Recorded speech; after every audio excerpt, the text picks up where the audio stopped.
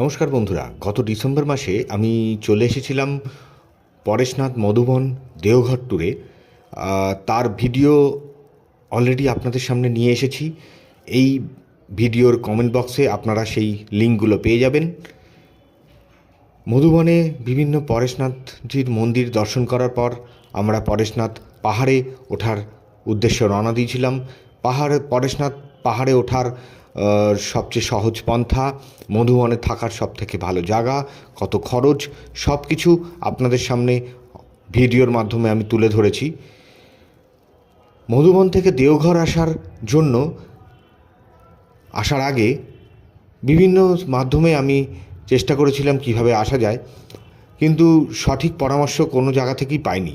প্রথমে দেখলাম ট্রেনের অপশান যদি আপনারা ধরেন তাহলে সেই ক্ষেত্রে আপনাকে পরেশনাথ থেকে ধানবাদ হয়ে তারপর যোশীডি স্টেশন আসতে হবে, যেটা অনেকটাই কমপ্লিকেটেড। তারপর আমি একটা গাড়ির খোঁজ পাই এবং সেই গাড়িতে খুবই সহজে আমরা মধুবন থেকে দেওঘর পৌঁছে যাই মাত্র 3 থেকে 3.5 ঘন্টায়।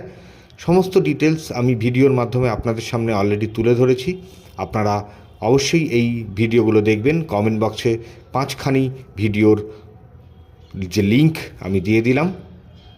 ভালো থাকবেন, সবাই দেখবেন, ভালো লাগলে সাবস্ক্রাইব করবেন। ধন্যবাদ।